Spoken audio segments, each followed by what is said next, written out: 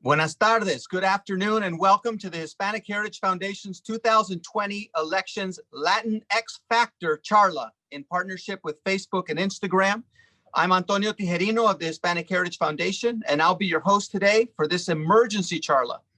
I'd like to start by thanking mi hermana Soraya Tapia Hadley and our friends Ashley Tucker for working with us to provide a safe platform to share our thoughts and feelings about this election, the Latinx vote, and to be honest with you, election anxiety so many of us have been feeling and are still feeling.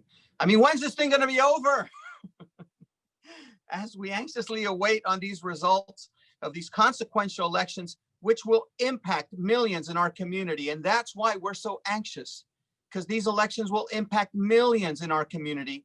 We have a great lineup of charla oradores and oradoras to discuss the complicated impact of the Latinx community on the elections through a mix of community members, youth, experts sharing their perspectives. And I was hoping we would know the results of the election by the time of this charla, but I do think that it's really important that we know that no matter which way the election goes, la lucha sigue. We still have to be active and united as a community, as well as with other communities and allies. The work still has to be done. As always, charlas are a way for our community to speak, listen, connect, and strengthen through 5-minute presentations. We want to take a moment to applaud the charla team at Hispanic Heritage Foundation for not only doing weekly virtual charlas for the past 7 months, every single week, organizing hundreds of people, and in some cases, putting together charlas in less than 48 hours like this one. Thank you, Brenda, Andres, Teresa, Nicolas, Jessica, Dario, and the entire Hispanic Heritage Foundation staff for your work and sense of urgency as we react so quickly and definitively to the needs of our community. I've always said that it is important that we're impatient with our activism. So let me start during this charla by bringing your energy and comments and resources through the chat feature. Just make sure that you're doing it to everyone and not just to the panelists. But we welcome all of your comments through the chat feature. Before we get started, I wanted to just bring up my sister, Susana Sandoval out of Chicago, who is the Human Rights Commissioner at the United Nations Permanent Forum for Indigenous Peoples. She's going to help us ground us for this charla and pay tribute to the land that we're on, wherever we are, and to our ancestors. Susana. We have people joining us from around the country, and because we are in a virtual atmosphere, we would like to acknowledge that the land that we live, work, learn, and commune on is the original homelands of an innumerable amount of Native and Indigenous communities. We honor and respect the many diverse Indigenous peoples, and with their honor, we gather ourselves today and are still connected to the lands that we gather. I would also like to add that our ancestors have paved the way for this moment. Gracias. Tlatokamati. Thank you, Susana. It is so important to acknowledge and thank the land and our ancestors before us, even during virtual convenings. We also want to provide some comfort and relief of this election anxiety through breathing, centering, grounding, meditation, positive vibes, and other exercises that we can do ourselves or together, in addition to lighting the velas, praying and hoping like we've been doing this whole crazy week. So please welcome Carolina Rubio McWright of New York, who is the founder of Touching Land and an immigration attorney, activist, and artist who will be guiding us through a short meditation, and I need it more than anybody on this Zoom. Hey, everybody. What I really want to do is put some reggaeton and have everybody just dance this vibe out. But I'm not going to do that. Vamos a hacer una meditación. We're just going to try and ground ourselves. I want to first acknowledge that I'm sitting in land de Lenape, Ramapo. I want to acknowledge that. And I want to remind you that we belong here. You know, if we've seen anything in these elections, it's that. We belong here, we have a voice, and don't let anybody take that away from you. ¿no? Acá pertenecemos, acá nos quedamos y acá seguimos teniendo muchísima valentía. So I want everybody to make sure you are sitting down comfortably. Okay, I'm going to take you through just a meditation. I want you to close your eyes, put your feet right on the ground, and try and close your eyes. Find the center of your heart and take one big inhale in. Hold it for 1 second, and then just, if you want to release it like that, however you want. I want you to do that 2 more times. So breathe in, hold, and release. Let's do it one last time. Hold and release. Usually when I do guided meditations, I ask people to imagine the place that is familiar to them, but I want to take you to the mountains right now. I want you to sit at the top of a mountain. I want you to feel the leaves. It's fall, and there's a dusk happening right now. I want you to feel the wind in your face. I want you to feel the ground, feel the smells of the thyme. I want you to now stand up and start walking down the mountain. Start walking and just focus on that foot, 1 foot after the other. Acknowledge that you are feeling all of the things that you're feeling. There's anxiety, there's stress, there might be tension, but just continue to focus your mind on that walk. Keep walking down the mountains. Notice the trees that are grounding. Notice how those roots are intricate and beautiful and keep us in this land that is ours, that is everybody's. Keep walking down, and you're finding yourself at the edge of the ocean. I want you to sit down and feel the sand. Feel your fingers dipping in the sand, your feet, and just feel that sand for a minute. The water is really calm, but all of a sudden you're going to feel an amazing reflection that is a beautiful wave of water, a beautiful blue wave that is coming towards you. And it's going to fall on you. It's going to wash away all of the anxiety, the tension, the things that we're all holding on, and it's going to remove all of that. You're going to find yourself deliciously calm after that nice vision of a beautiful wave taking us. And you're going to just find the core of your soul. You're going to sit there and you're going to find this beautiful, resilient, amazing soul that you have that is connected to everything in land and water and soil and trees and roots. We are all intricately connected and we all belong here. I want you to take a deep breath in, acknowledge earth, release, and I want you to open your mind and open your eyes. Thank you, Carolina. I needed that. Thank you, guys. Now I need to towel off and get the sand out of my bathing suit. But I appreciate that. Okay, on that topic, we have our oradora, Adriana Alejandre, who is the founder and social entrepreneur at Latinx Therapy, who will be sharing with us a little more about the current election anxiety that many of us has felt. And Adriana, congratulations again on receiving our Hispanic Heritage Award as a social media influencer and somebody that we need desperately in our community. Muchísimas gracias. Thank you. It's an honor. So I am going to talk very briefly about election anxiety and ways to combat it to the best of our capabilities. And I want to first start off by saying that I am on the Tongva land here in California. I know that all of us are spread out a little bit across the nation, anxiously awaiting for the results. So in terms of election anxiety, comes with a lot of stress and a lot of impact to our nervous system. And before I get into the general tips that maybe you've already seen on Instagram, I'm going to focus in on the nervous system.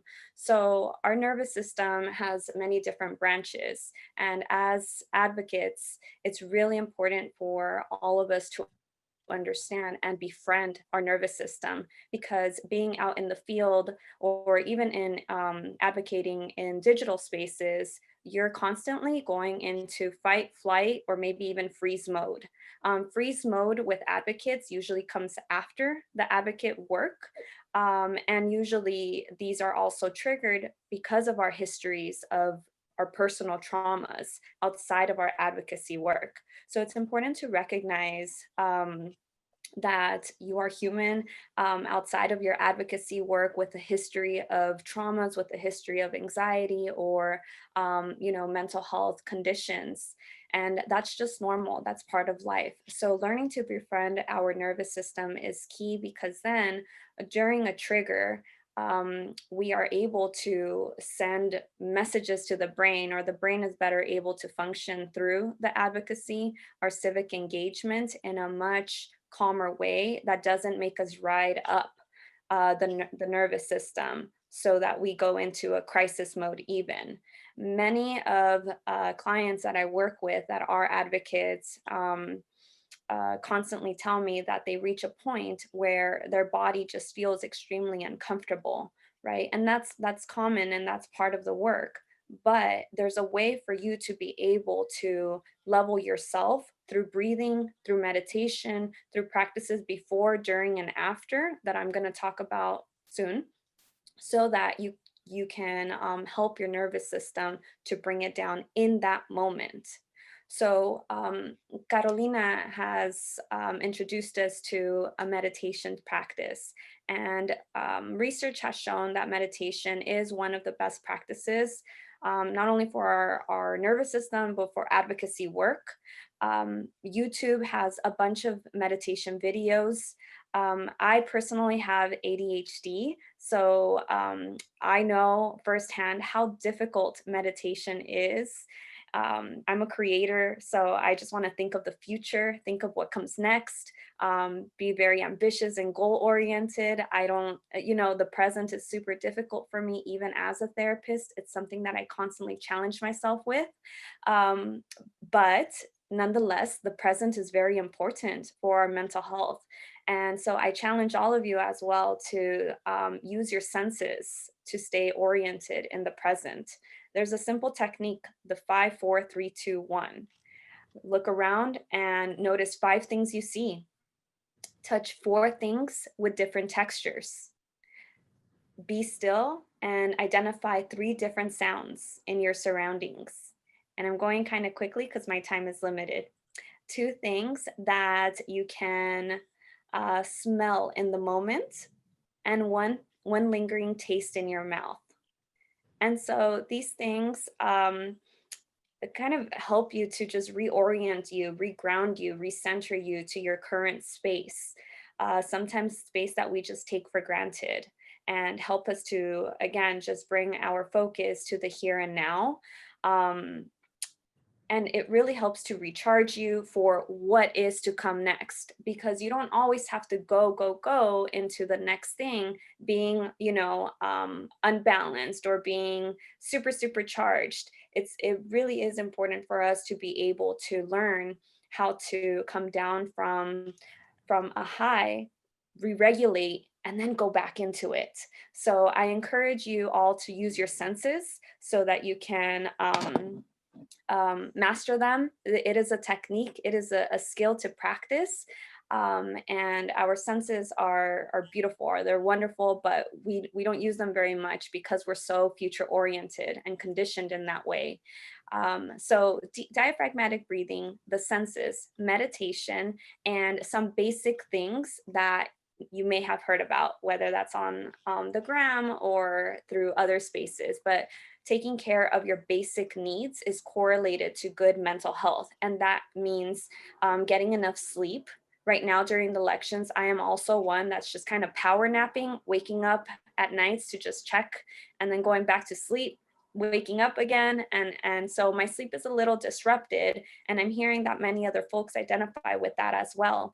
But nonetheless, as long as you are getting enough sleep for yourself to be doing advocacy work or to be surviving your election anxiety, that's all there is to it. And if you are not getting enough sleep, it's important to also check to see how much caffeine are you drinking, because caffeine is going to spike up that anxiety. You want to stay away from caffeine, as difficult as it may be, during any moments when you have high levels of anxiety or anticipate it, right? This is one of those weeks where we've been anticipating a lot of anxiety and stress.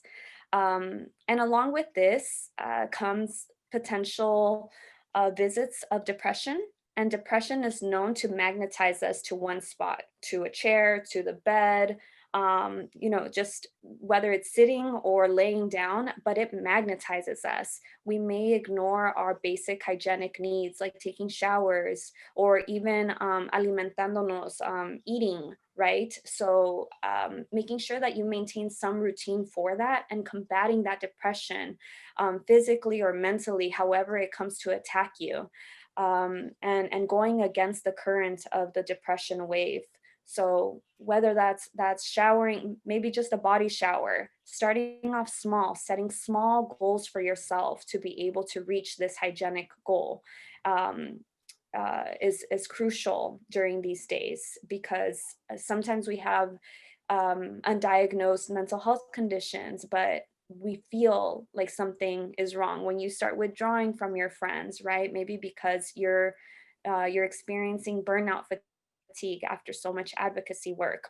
Another common thing, that's when you're most vulnerable to visits from depression, maybe even self-harm thoughts or higher levels of anxiety or PTSD.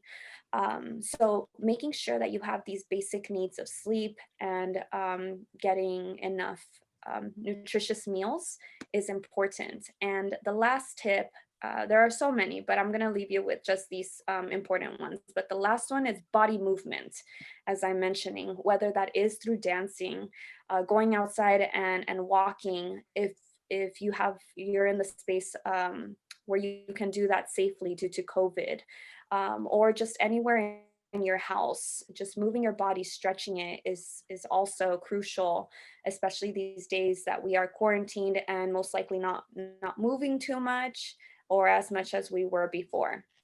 Thank you very much.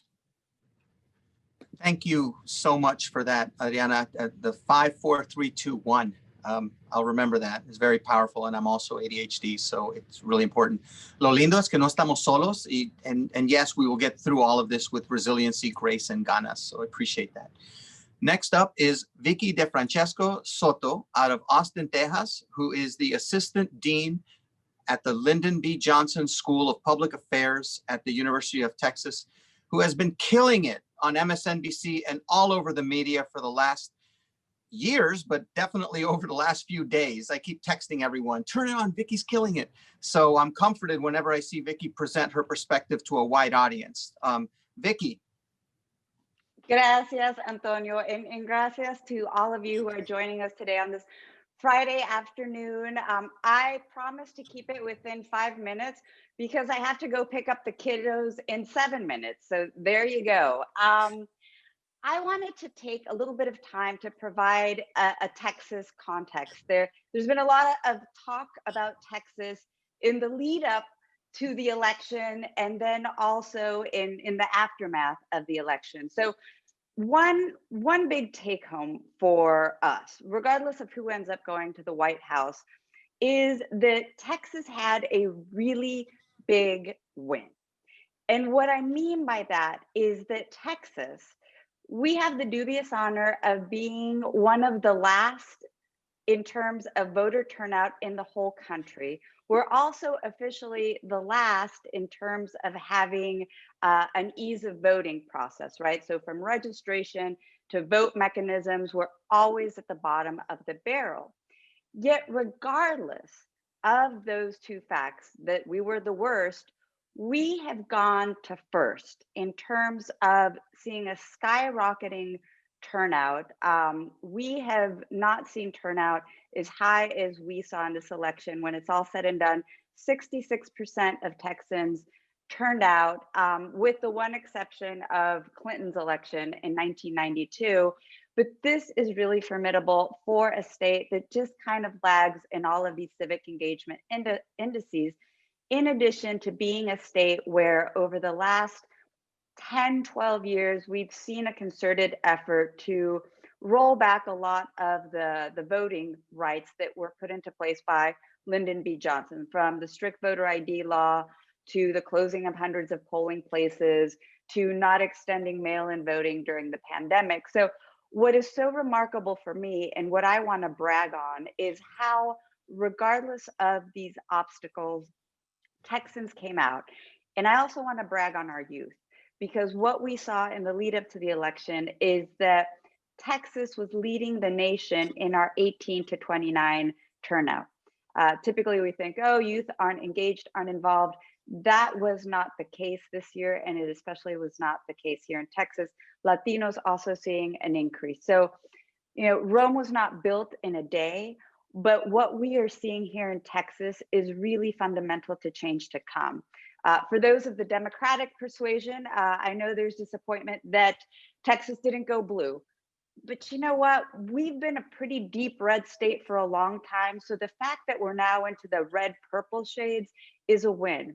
20 years ago, George W. Bush won this state by like 25 percentage points. You know, in Barack Obama years, he won it in 15, 16. He lost it to 15, 16 percentage points. Hillary Clinton lost Texas by 9 percentage points, and Biden lost it by 6. This is a win. I am seeing the progress here in Texas. And also, to give you a dispatch, some phenomenal organizational work here from Jolt, a homebred mobilization organization here in Texas, to Mi Familia Vota, to the Texas Organizing Project. So what I'm seeing here actually is very positive, and I think the national narrative misses a lot of that. And finally, I do want to speak to something that I've had at least 6 calls about this today from reporters about, well, what about the Rio Grande Valley? You know, that they were voting for the Republican candidate at higher rates. Yes, I don't have time to get into the specifics of that, maybe in the Q&A, but I do want to give a little bit of perspective in that the RGV Valley, even though geographically it is very large, in terms of our Latino electorate, it only makes up about 15%. So when you think about Texas, understanding the diversity within it. So we always talk about how we as Latinos are a very diverse population, but we are also extremely diverse within our state in comparison to the political behaviors and opinions of our brothers and sisters down by the border is compared to those in our metroplexes in San Antonio and East Texas. So that is my whirlwind preview of Texas. Is there anything here that I'm missing that I wanted to say? No, I think that's it. I will be back for the Q&A after I pick up the kids. So with that, I will pass it back to you, Tony. Thank you so much, Vicky, and great job, Latinx youth. That's a great stat. Quick shout out to my sister, Maria Teresa Kumar, and the team at Voto Latino, as well as other organizations that you mentioned, like Mi Familia Vota, for your work. We're thrilled to hear from Hector Sanchez in a few minutes, but Jolt and all these other organizations that you mentioned, they're doing the work on the ground. And thank you for representing that work on a national scale. Just very, very proud of you, my friend. Thank you for representing us, and be careful driving to pick up the kids. And now we're joined by our youth. It's perfect segue. I want to make sure that we hear from Ben Falcon, who is out of San Antonio, Texas, who is currently a student at Trinity University. And I don't know if this counts as extra credit in Dr. Sepulveda's class, but Ben. Hi, it's nice to see everyone. So I attend school in San Antonio, but I actually am from deeper in South Texas in Corpus Christi. And so that's where I am now, born and raised down here in South Texas. So I want to say thank you so much, Dr. Soto, for what you've had to say, because she's exactly right. People in my age demographic are very proud to have been able to have a voice and have a participation in this election. I think one thing that I've been noticing amongst my peers is that we've all kind of realized that our votes do matter. And this election, just because of how close it is, regardless of what side you are on, you realize it does have an impact, particularly in regards to like whether or not Texas stays blue or stays red, or now that Georgia looks like it's shifting towards the blue side of things. So I just want to also expand a little bit on what Dr. Soto was touching upon a little bit in regards to like some of the people in the Democratic persuasion of our kind of frustrations with how things turned out. Frankly, if I'm being honest, I never thought, I kind of knew that Texas wasn't going to go blue on the presidential level. My heart and soul was on the down ballot races. I worked hard to campaign and work for my local Democratic candidates and local Latinos on that side of things, and to get the vote out. Fortunately, vote did come out. The turnout was high, but unfortunately for my colleagues in the Democratic Party, it didn't necessarily always mean that it was on our side. And I think that leads into the broader conversation that needs to be had, that this election has showcased to both sides of the political spectrum that we are not a monolith as a community. We are very diverse, not just in regards to like Cubans and Puerto Ricans and Dominicans and Mexican Americans and other Latinos, but also we have this very same divides that other communities have with rural and urban metro areas. And I'm glad Dr. Soto mentioned that, because down here in South Texas, Latinos and our political behavior and our political culture is very different in comparison to the political culture of Latinos in the DFW or in San Antonio or in Austin or Houston. And I think that's an important thing to take note of. So I guess I'm very eager to like get into the conversation about this, but one of the main things that I really want to emphasize is that down here in South Texas, we have a very unique perspective on things in regards to the culture wars and in regards to the economy.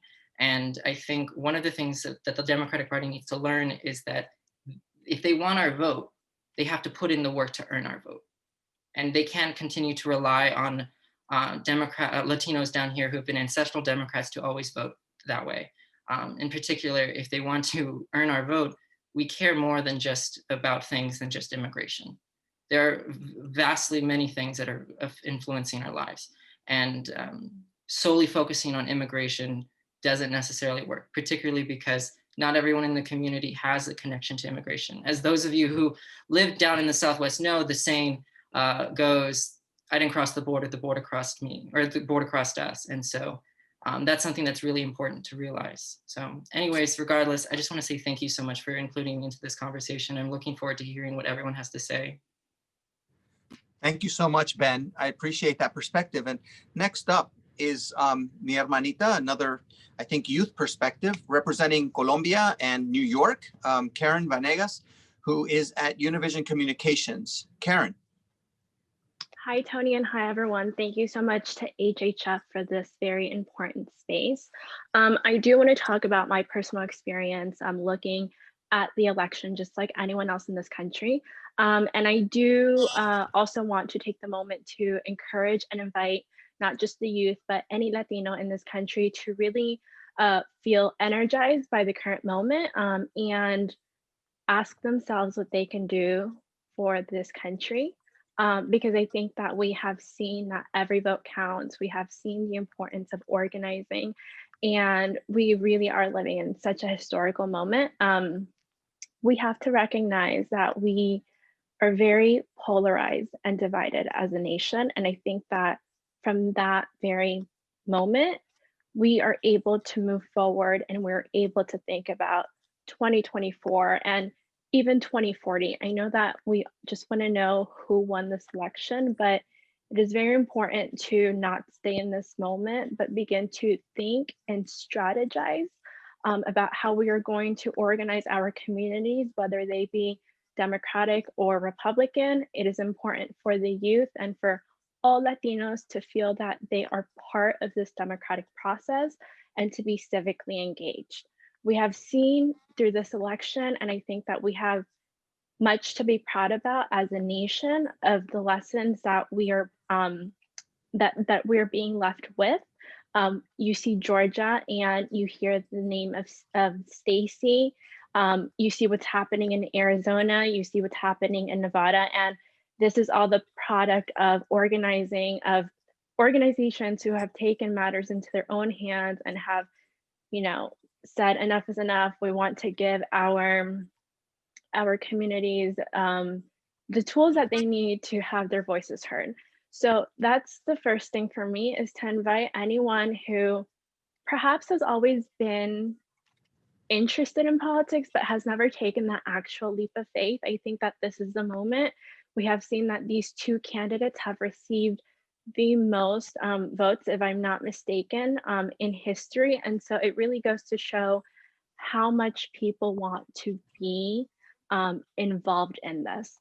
I also think that in terms of strategy, and when I think about 2024, I mean, when the election of 2016 took place, I was an undergrad, and it was a very different reaction from me. But now that I am in the professional world, I see it very differently. And something that I've been able to witness over the past couple of weeks has been Paola Ramos's work.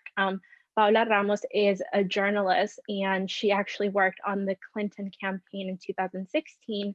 And since then, she went out on this journey to write a book called Latinx, and it's really just trying to understand our community. And so I do encourage people to look the book up and read it. I think that if anyone is doing some soul searching after this election, that could perhaps be a good point to start with.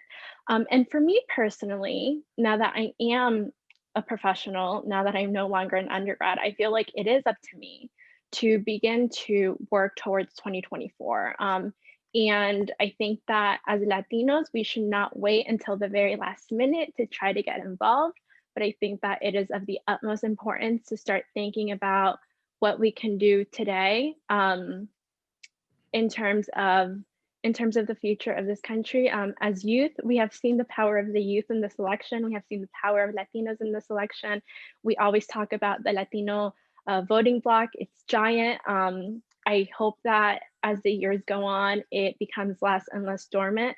So I really do just want to take this opportunity to celebrate the wins that we have had as a nation, to challenge anyone and everyone to really step up for their country, and at the same time to invite people to take part of this process. I mean, many of us come from Latin American countries who perhaps don't have the institution that this country has in terms of voting, and we should really be able to maximize it. And that doesn't just mean us, it means our family and our friends. I think that whoever is joining this charla today is very involved in politics in some degree.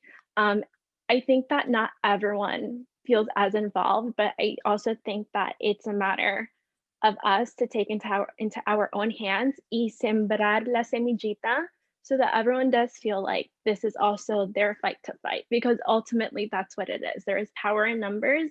And if we want to look at 2024 and beyond, I think that that's the way to go. Thank you, Tony. Thank you, Karen. Just very proud of you. And next up, I'm thrilled to welcome to this charla someone that I've appreciated for her approach to demonstrating the value of the Latinx market from a business lens.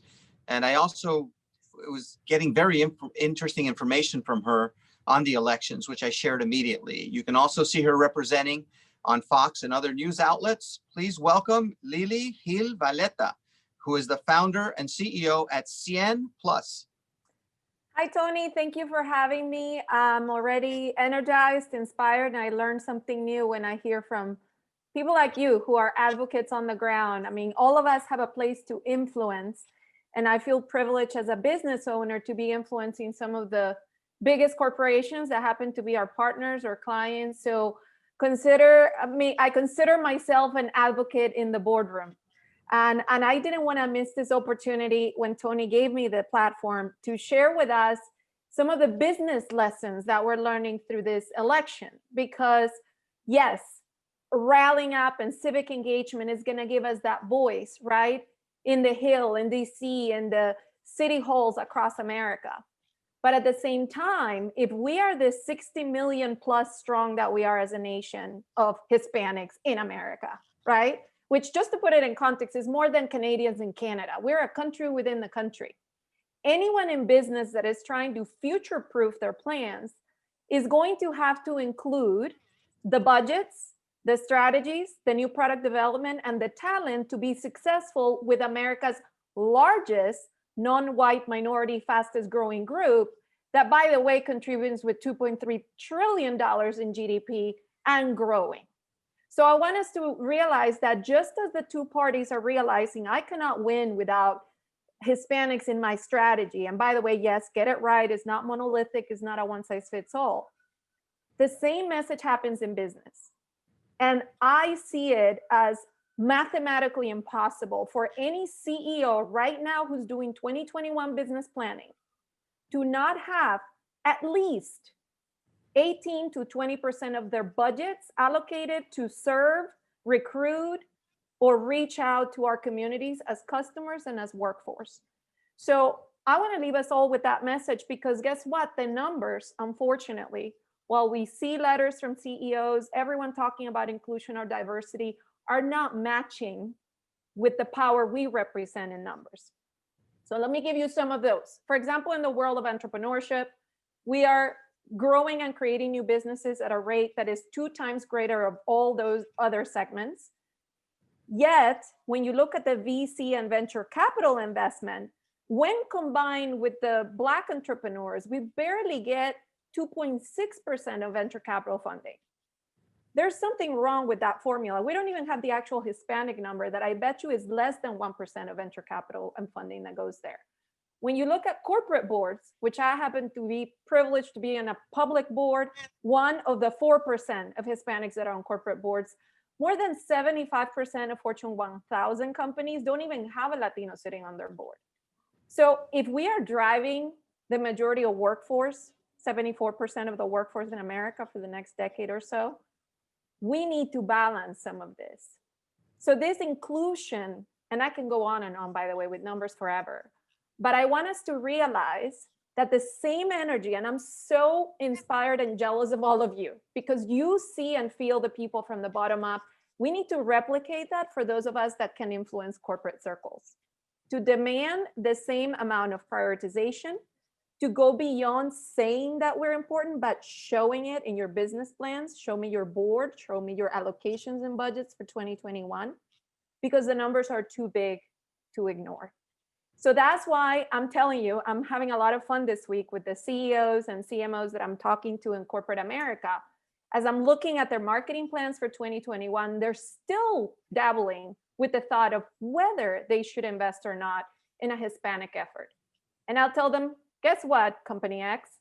We were clearly important enough for both the Biden campaign as well as the Trump campaign to create ads in Spanish, try to outspend each other, whether we like the message or not from either side. They did it. They invested. There's even Spanish language jingles. And you are telling me, brand marketer X, that we're not big enough or important enough for you to even take the time to reach out and invest, just as both campaigns did.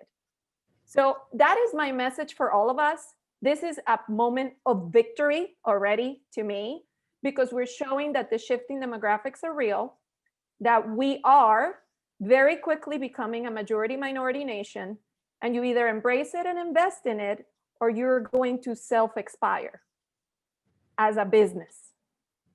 And because of that, I invite all of us to actually compare notes, because I feel this is one big Latino message, that the power in numbers, we need to start by believing it and claiming it, and proving with the data that there are gaps that are undeniable and, quite honestly, pretty dumb to ignore. And just to close with the few minutes I have here, you know, I'm an immigrant. I came here at the age of 17. I've learned to love this country. I believe in the American dream. And I feel that this moment right now is a moment for us to lead amongst ourselves. We can point at each other, oh, look at those people in Florida, or look at those people in Georgia and what they're doing to me and my ideology. Forget that. We're going to have a new president. And no matter who's sitting in that house, it is on us to show up as a perfect union. Beyond party, it's about our people. And we gotta use this moment as a moment of grace to leverage the power of the 60 million strong that we are. Otherwise, we'll continue to be fragmented in our power. So thank you for all the work you do, Tony, and every one of you. I admire you, I respect you, and consider me a sister rallying up the voices in the hallways of corporate America. Thank you. Great job, Lily. You brought it. And I also think it's important, I don't know if you want to share some of those amazing numbers that you had, that is salvo for so many of us, making the case, whether it's in boardrooms, whether it's in the community, but we all need to make that case. So I don't know if you want to put it in the chat box or something, or drive them to your website or wherever it is that we can find them, because it does help us make that case for the importance of the Latinx community. Absolutely. Happy to do that. Okay, thank you so much. And next up is a Puerto Rican legend like Macho Camacho. He's my good friend, Javier Cuevas, who is National Latino Advisor at Biden for President, who will be talking about winning Hispanic voters through culturally competent outreach and engagement. And I definitely want to hear from you, brother, because you were working out of Florida. And I think Lily mentioned it before. We need to make sure that the Latinos are being, that the messaging is nuanced in terms of reaching our community in a substantive way. And so I'm looking forward to hearing what you have to say. Well, absolutely. Good afternoon, everybody. It's a pleasure to be here. As you can tell, we're excited. By the way, the art, all the art behind me is actually hand painted by my extremely talented wife. And that's how actually she was able to cope with the stress of the campaign and the madness. One of the things that is extremely significant to us is the fact that we won the hearts of Boricua voters specifically, because I was actually director of coalitions for the coordinated, and then I transitioned to headquarters as National Latino Advisor. So I have seen the state and the national. Latinos made a difference in Georgia, in North Carolina, Virginia. In terms of where we are, people actually are not familiar with our demographics because we're everywhere, all the way to Alaska. But I want to actually put in perspective some of the things, because we work on well-defined geographical targets for the Puerto Rican community specifically. We work on Florida and Pennsylvania. In Florida, one of the things that we were able to achieve was to actually make Republicans extremely nervous about the fact that all of a sudden, a state that they have won by over 100,000 votes, they started not feeling so sure about it, and they started using resources from other places to be able to compensate in Florida and to make sure, because at one point, our Southern Florida Hispanic team did a caravana in the times of COVID with over 2,000 cars. That's historical. We didn't even have that during the Obama years. But one of the things that we did in order to achieve that was to look after cultural competence. And actually from top down, in terms of how headquarters approach it, we made sure that we recognize, value, and embrace cultural differences. You could tell that because of the extreme diversity and positive diversity that was embraced by the campaign at the human capital level, which is people. We recruited staff that mirrors the community. I'm a Boricua. I work on the community as a whole, and also actually with the community at large, because as Director of Coalitions, I work with all communities, but I was in a senior leadership position. We prioritize cultural competence and community ties. We needed to talk to people who knew what they were talking about, who really understood the communities. As it was mentioned earlier, this is a moment to lead, and that's why the cultural competence is so important. It got us where we are. We provided people a seat at the table. The African-American community in the South in particular did a significant, play a significant role. So it was the case in the states of Nevada and Arizona, where Latinos also play a significant role. And in terms of communications, we engage people at the internal and external level, but early and consistent in terms of the outreach. And we also, once again, we listen to the staffers who were culturally competent in terms of what is it that needs to be done. At the external level, very similar, we use appropriate content and language. We listen to the grassroots and the grassroots and develop and promote materials that were culturally competent. So I'll give you some concrete examples. We had the Boricuas Combined group that had over 8,000 members, a Facebook group, a WhatsApp group that actually started but it was run by volunteers. So they were able to talk among themselves and decide on activities, and we provided support for that. We also launched a campaign ever in history where a presidential campaign, not during the primary, but during the actual election, invested in media buys in Puerto Rico and the launch of the Hazlo por mí campaign that actually hit a nerve with the Puerto Rican community, because it was people from the island asking their friends, their families, their networks in the state side to actually vote for them in a very emotional way. And we actually made sure to have advertisement placed in the newspapers in Puerto Rico, in the TV stations, as well as the channels and local stations that people care about in places like Florida and also in Pennsylvania. We promote a lot of cross-cultural collaboration. Why? Well, because if you're dealing on veterans issues, a lot of Latinos are veteranos. You have the Borinqueneers that were honored by the Hispanic Heritage Foundation not long ago. And you have all these other groups that actually are part of our great Latino heritage, but also we cannot be basically pigeonholed as Latinos, and all we do is talk about Latinos. We actually exist in every single component of this, of our reality in America. So when you were talking about seniors, Latino presence was there. When we were talking about faith, we had the Creyentes program. When we were talking about the community, we made sure that we developed programming that was actually something they care about. A great example is that we have people working on something that we call the parrandas to the polls for the Puerto Rican communities, because everybody knows that Puerto Rico has the longest Christmas season in the whole world, but also other communities outside of the Puerto Rican community did similar things. You have the paradas in the Southwest. You have people actually doing the low riders in the Southwest. All of a sudden, there were caravanas all over the country, the car caravans, and those were actually so welcome that what started in Florida actually became actually a reason of pride nationwide, where communities, not in the Latino community, but in communities in Minnesota, like the Hmong community and the African-American community in the South, they did their own caravans. It was safe. It was something that allowed for social distancing, and at the same time gave people the opportunity to have high visibility and show the enthusiasm for Joe Biden and Kamala Harris. So those are some of the things that happened that got us very excited.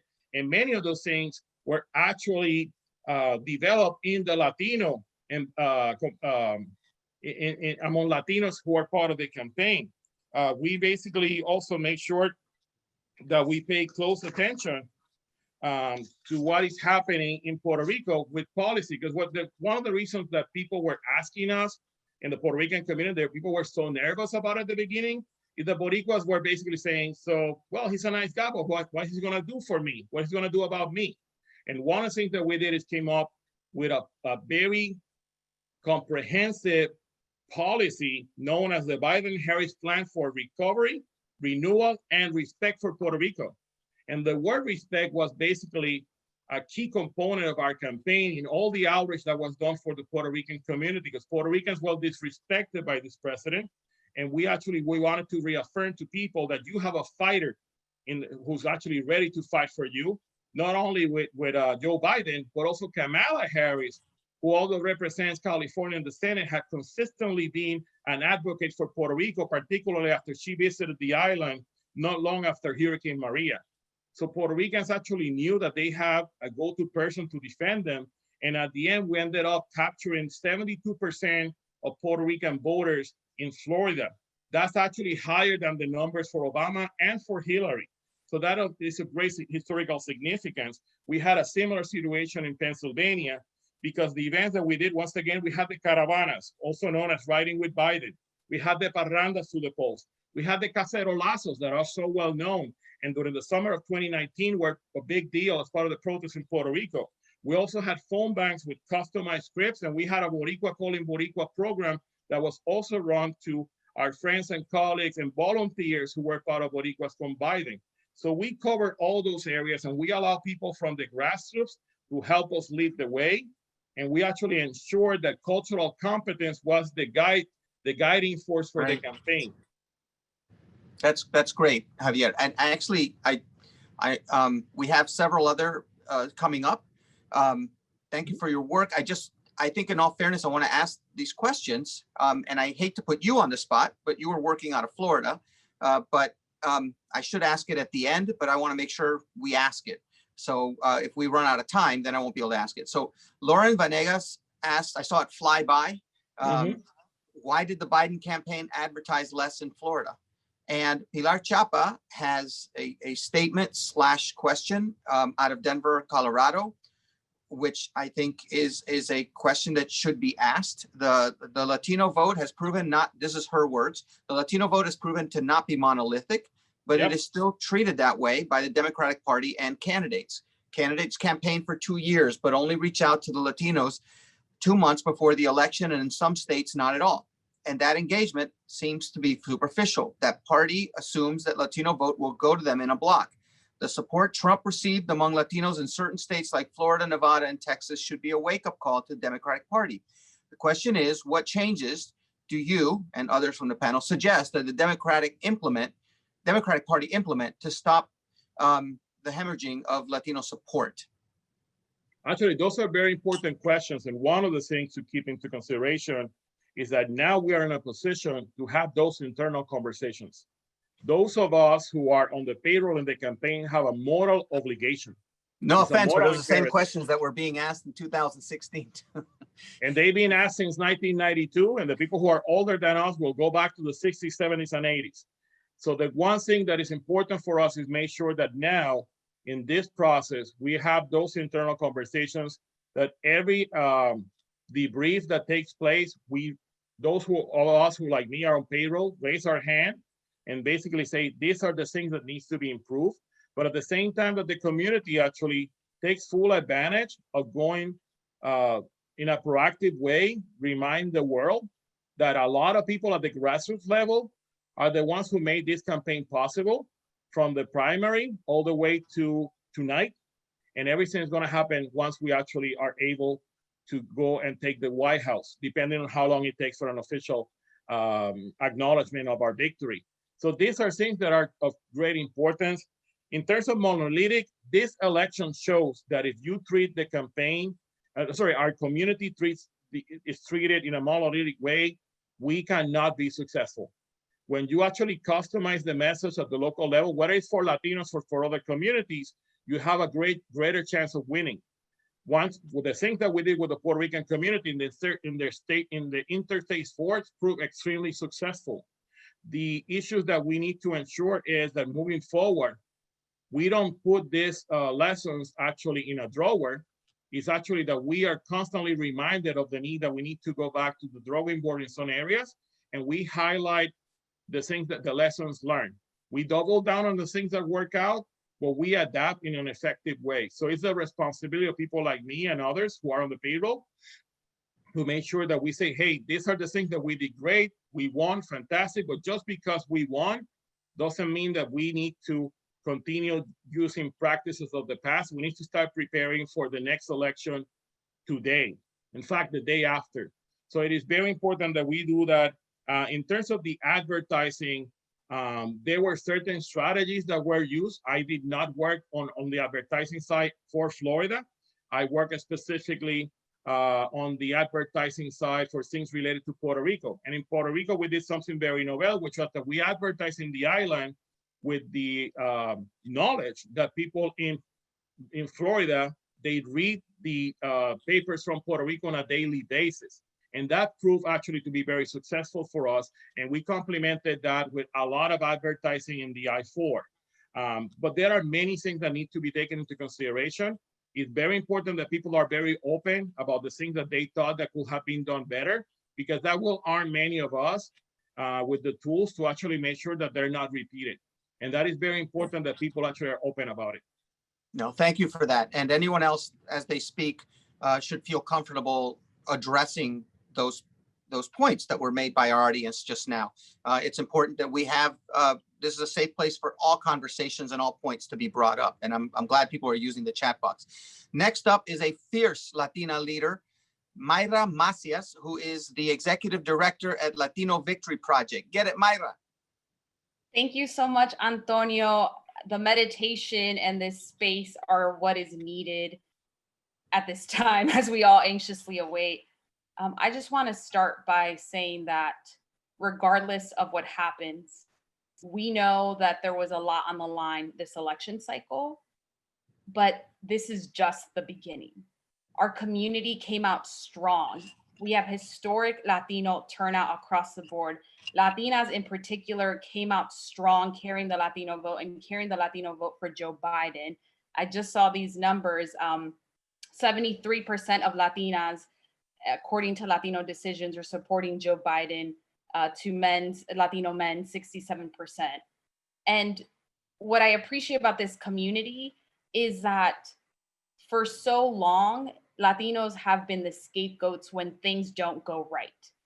And what I've heard today from all of the panelists is that it is time that we own our power, that we commend the work that has been done before us by folks on this call. I know Chuck is on.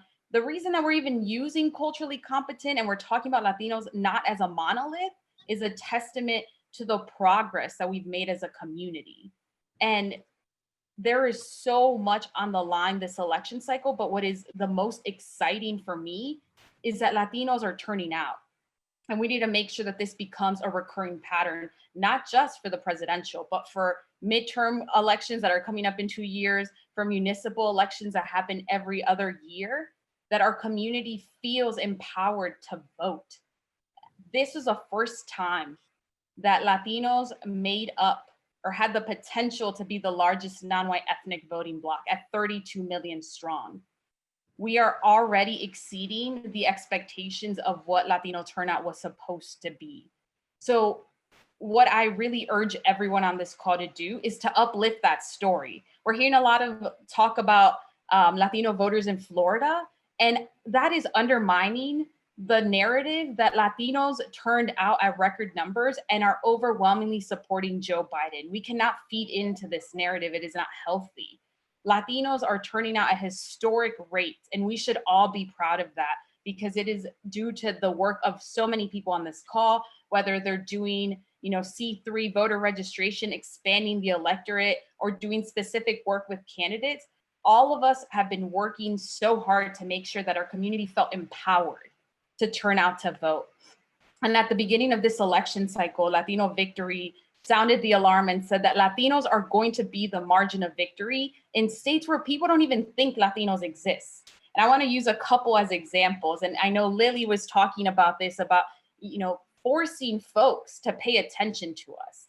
And the part of the way to do that is to share this data.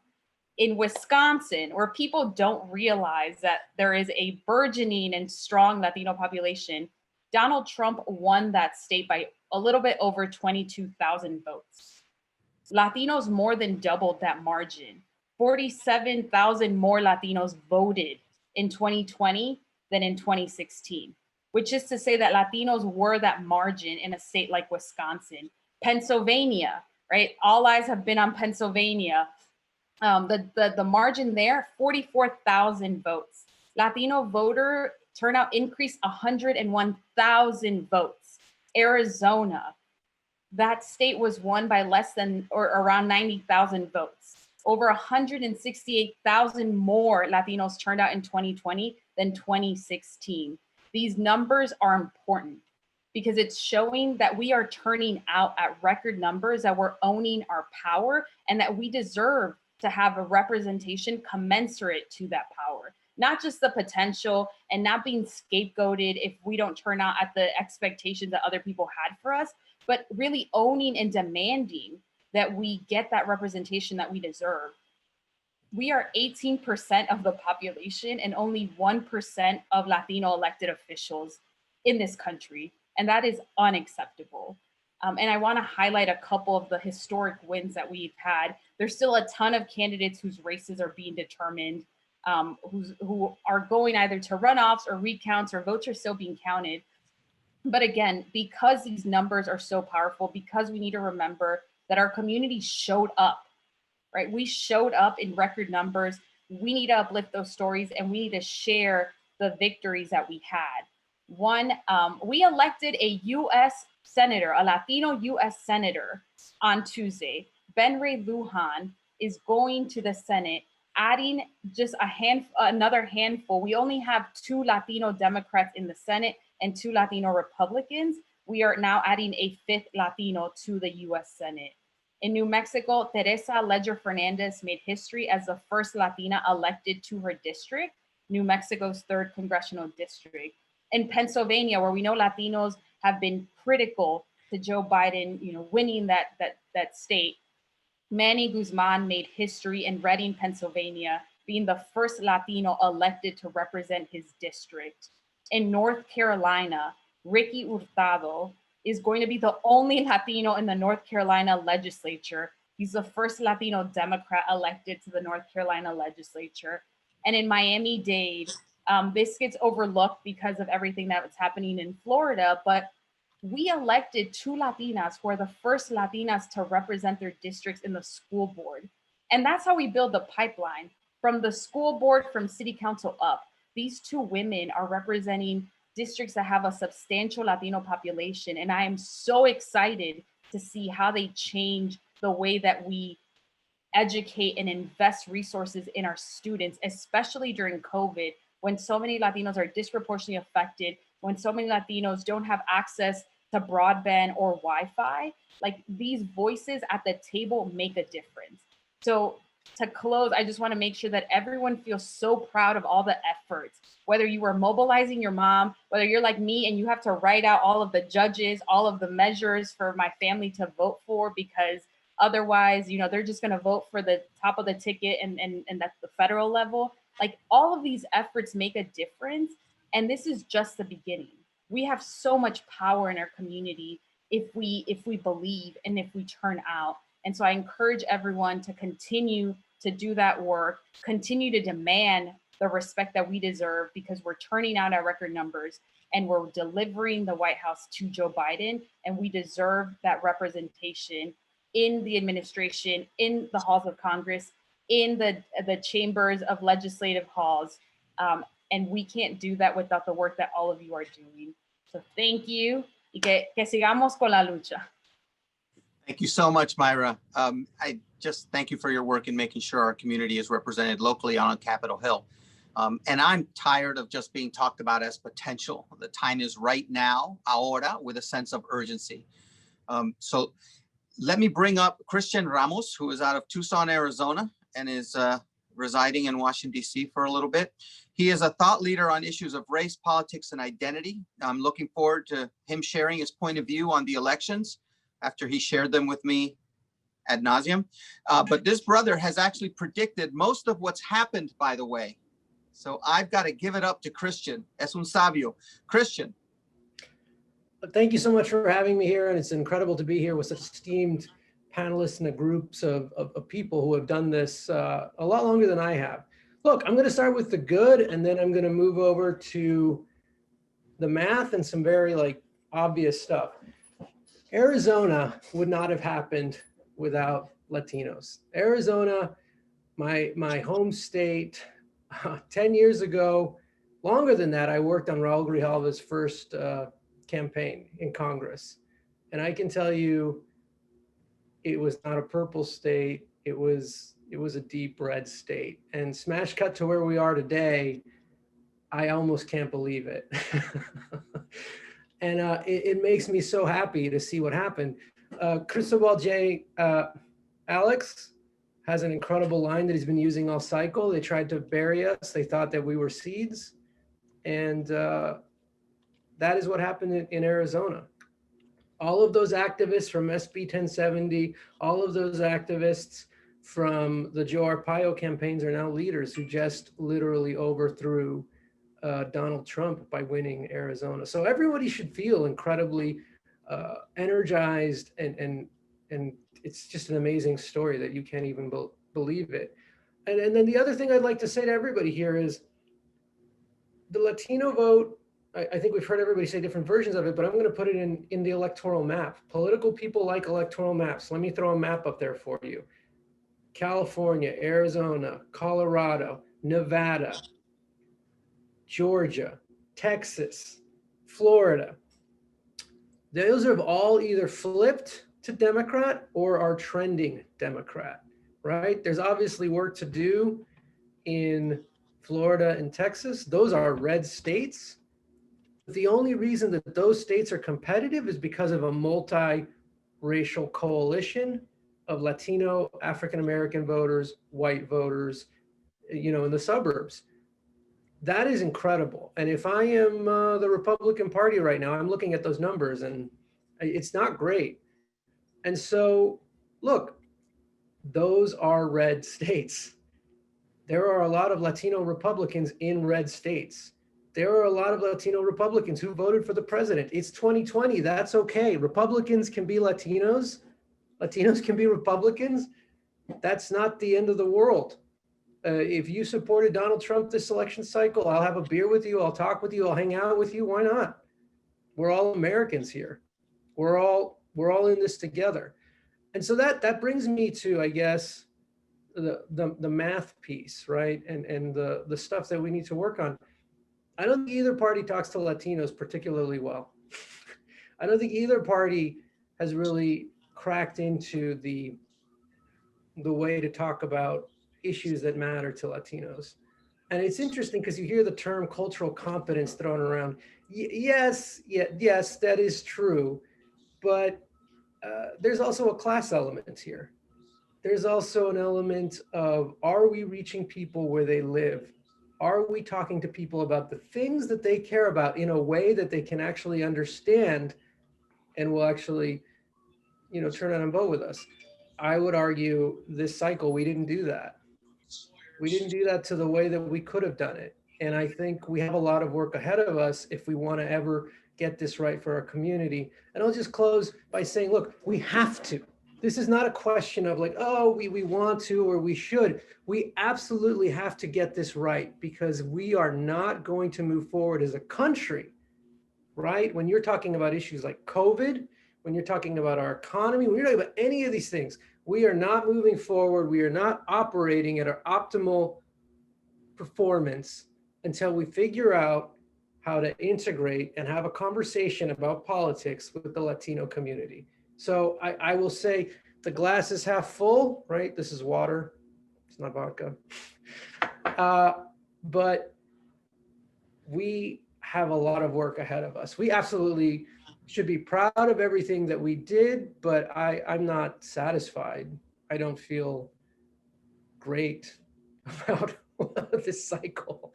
But I'm glad that we pulled it through and that we did what we had to do. A lot of great work all around, but a lot more work ahead. Thanks, Christian. I am tired of being an afterthought or being taken for granted as a voting bloc. And both sides need to work hard for our votes.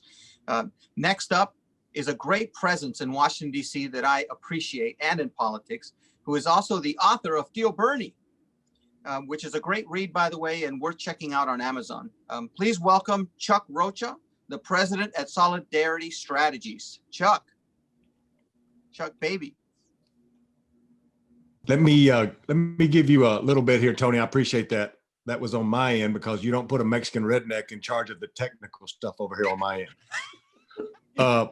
Let me tell you what happened with the Latino vote. What makes me different than all the folks that you're seeing right now, besides my accents, is that I come at this from a different way. I come at this from a different angle. I look at politics through a different lens, and I'm going to say what I'm going to say so that the young folks that are on here and the people that are going to carry on to the next level of what we've all been trying to do. You see Myra, you see all these folks who are just kicking everybody's butt out there and doing great work. I'm the old man in this movement. All this hair on my face is white for a reason. If I took off this cowboy hat, you'd see a lot of scars on my face. A lot of times that was from just simple misunderstandings of me thinking somebody said stand up when they really said shut up. But that's kind of how I've lived my life. I never went to college. I've got a criminal record. I had a baby when I was 19, and I own the largest Latino political consulting firm in the nation and run the nation's largest independent Latino super PAC.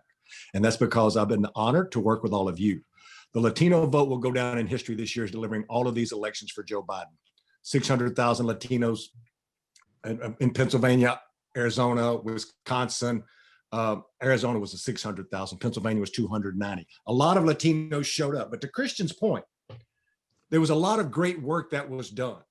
And let's be sure, as much as you see the narrative out there about Joe Biden underperformed here and Joe Biden underperformed there, Joe Biden spent more money talking to Latinos than anybody ever has in the history of presidential politics. More than Hillary, more than Barack Obama.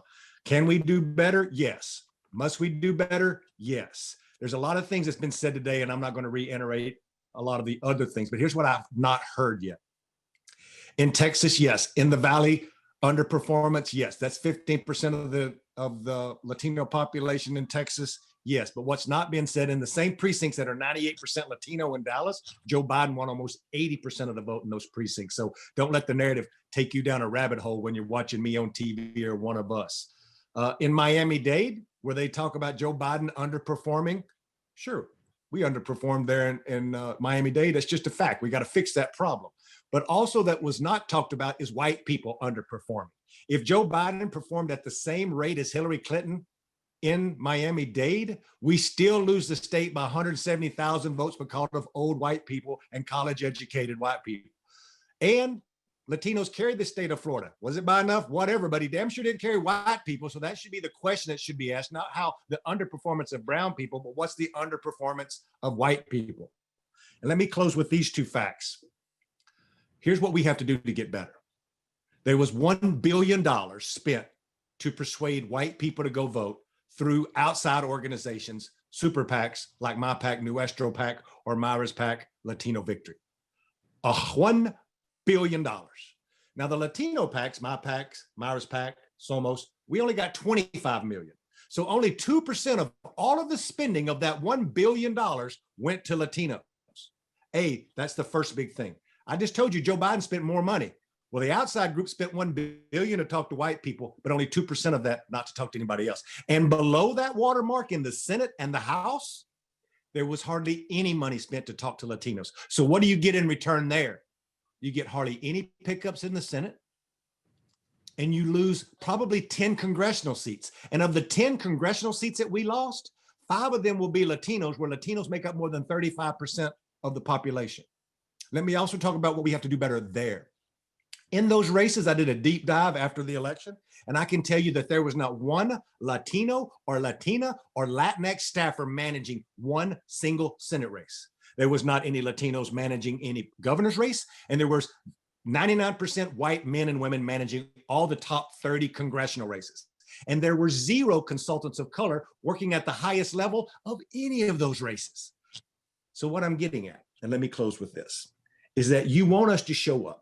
You want us to be a part of the narrative, yet you don't literally give us a seat at the table. This is when we all stand up when this election's over, because of what Myra said, and a lot of us, what Christian said, is Latinos will deliver this vote for Joe Biden. Nuestro PAC spent $2.5 million in Pennsylvania, talking to 100,000 Latinos for 4 months. That's why we're going to win Pennsylvania. Now we all have to stand up and say we demand to have Latino managers, Latino consultants, that we have people like Myra running the DNC, that we have people like Christian running communication outfits, that we have people like Tony. All of us should demand our place right now in history, because we delivered this vote. No longer are we going to take a back seat to this, and no longer do we have to take up with people saying we underperformed this Texas county or we underperformed in Miami-Dade. Our time is now, and we're going to be at a unique place in history to let our true power be felt. Tony, I conclude my remarks and turn it over to my distinguished friend from this great organization.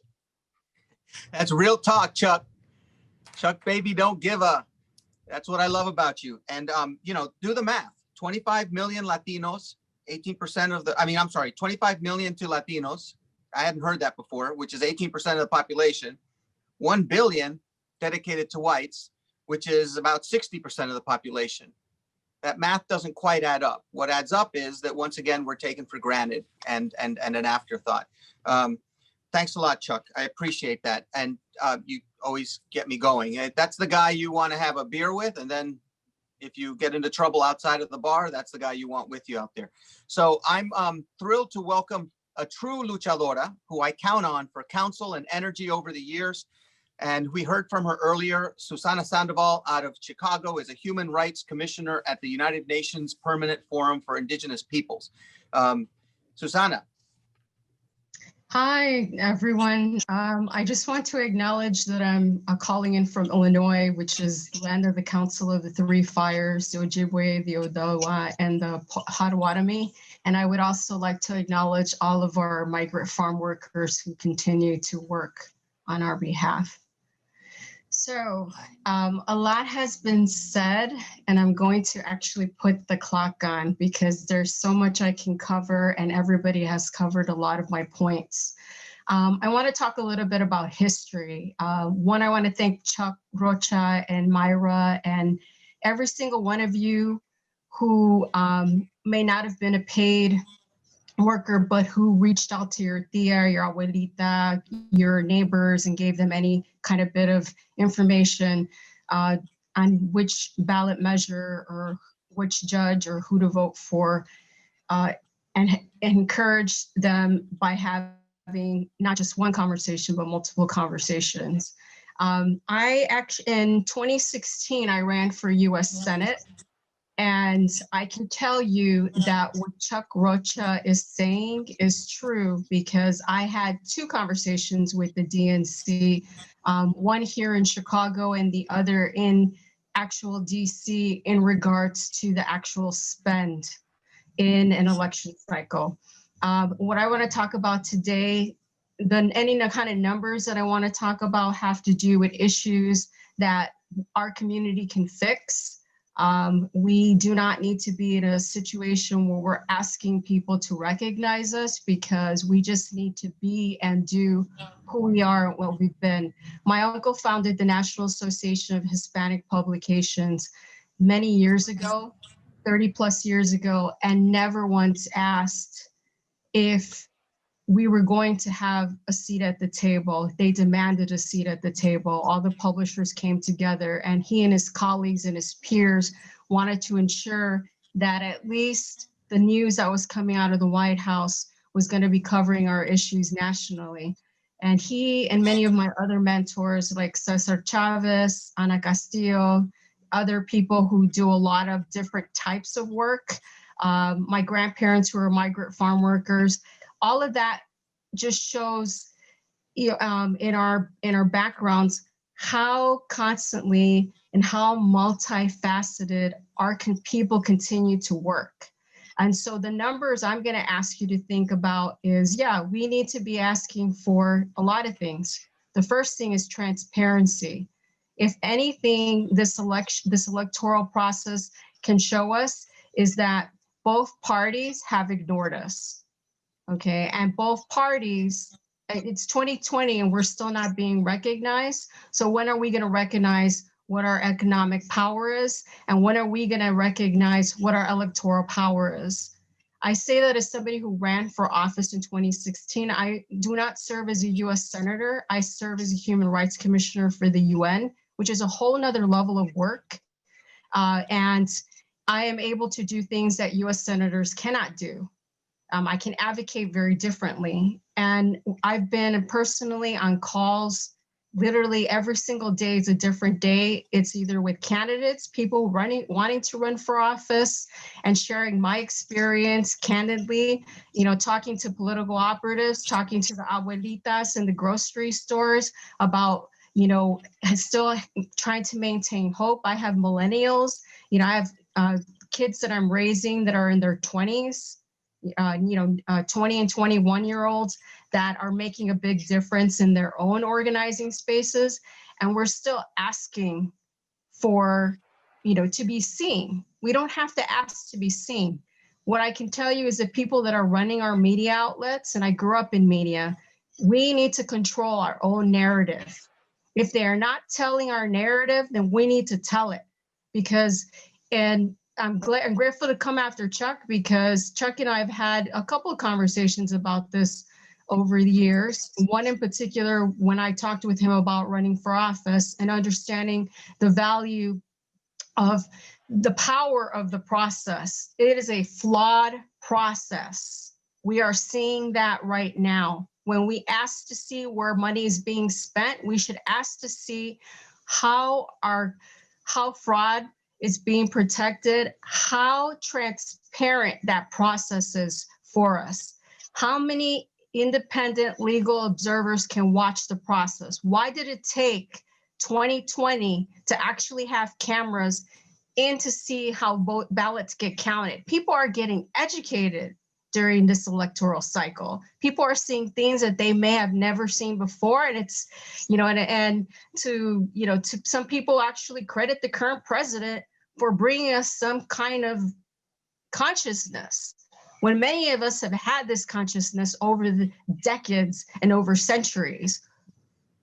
Nuestros pueblos no tienen problema ensuciarnos las manos haciendo el trabajo. We don't have a problem getting our hands dirty, you know, in this kind of process. And getting our hands dirty is picking up the phone, calling people, making sure that people get rights, the polls and all that stuff. Those are the people that are never going to get paid. People haven't gotten paid. And talking about getting paid, there are a couple of issues that I'd like to talk about, because right now the election is over. It doesn't matter who the president is. What happens now is the issues that are going to get covered and how our communities are going to get treated. And one of the main issues I want to talk about in the numbers, there are 500 plus kids that are still separated from their parents. That is a lot of bull. And that is totally incorrect. I've talked to elected officials who don't even know where those children are in their cities. So while we're sitting here counting votes, count those children who've been separated and are still sitting in cells, and some were separated from their families. You want to talk about money and getting paid? Let's talk about the braceros who still in the 60s haven't gotten paid for their work. Let's talk about the essential workers who worked during this pandemic, including the migrant farm workers who don't have a living wage. Those are some of the issues that we should be concerned about. Of course, access to water, access to food, access to healthcare. That is what we're supposed to be thinking about. People who are political operatives don't sleep. They've already planned out the next decade. What are we doing? Those of us who have the opportunity to keep continuing having these conversations, yes, our youth have already said it. They're encouraging us to do that work, but we need to do this work intergenerationally. When you ask Cesar Chavez, when I asked Cesar Chavez years ago, or I asked Dolores Huerta and have continuous conversations with elders that are very well known across the country and internationally, what do they say is necessary? Intergenerational work. We have the generations in our community, and what are we willing to do at this point? Gracias.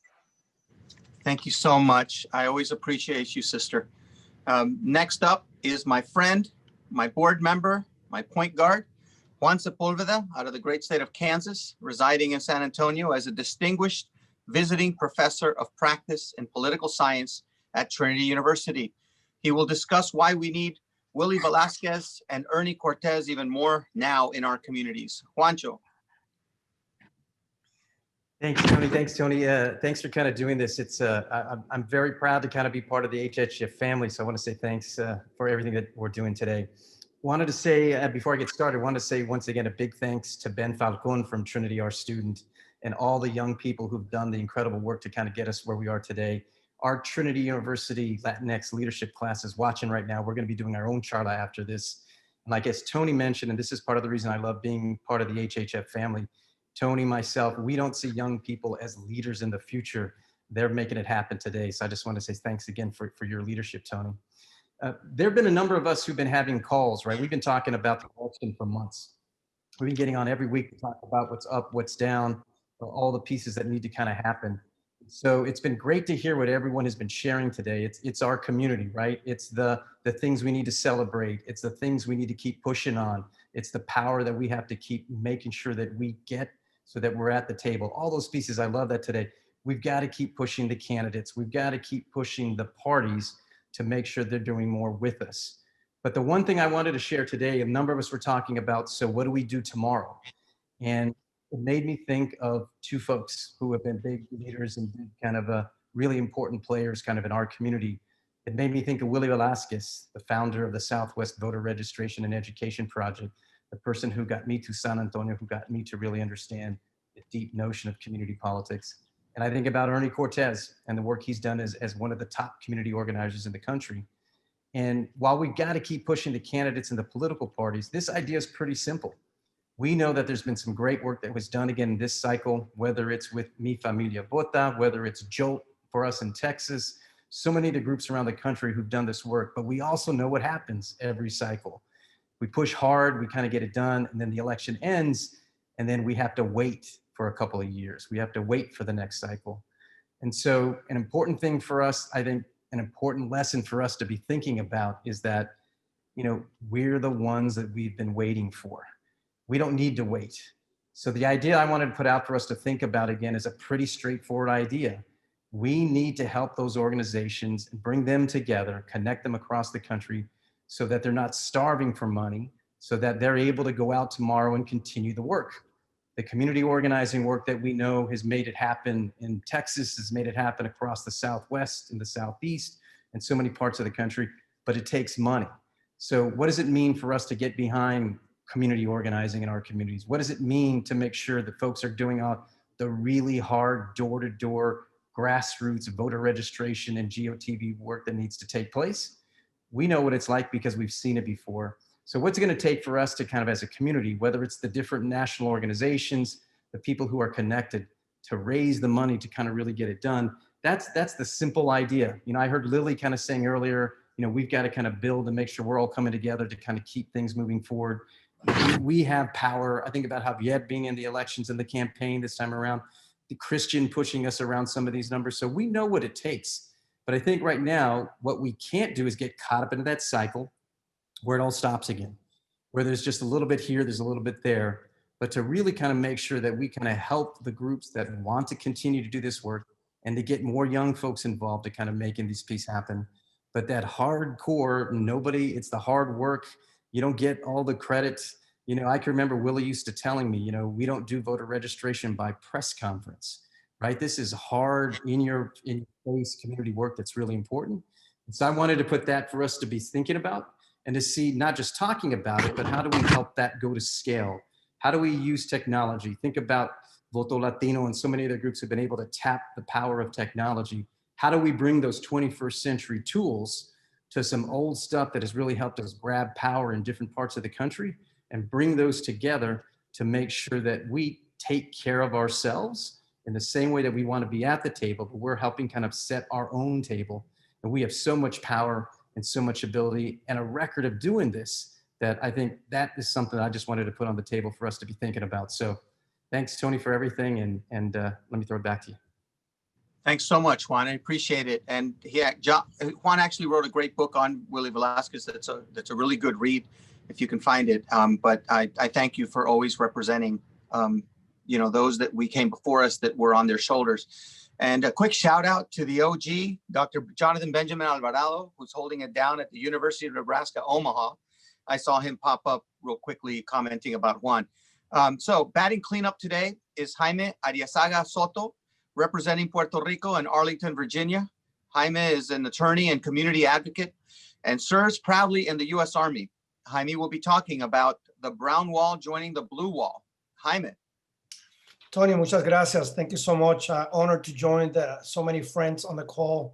I guess as a cleanup, you'll see some of the topics that have been discussed before hopefully come together with my presentation, which is obviously on speaking from my personal capacity. And this is looking at the civic engagement, which, as Juan said, Willie Velasquez had so much to do. But I think as we're a few days after the elections here, looking at the data and analyzing what I see as one of the data coming out from this election, which should help all of us as we go forward. And we all speak about the importance of voting, how much we've asked our community to vote. And I think when you look at the results of the elections on Tuesday, you can see that in this election, there is a consolidation or an enlargement of what I would call a brown wall joining the blue wall.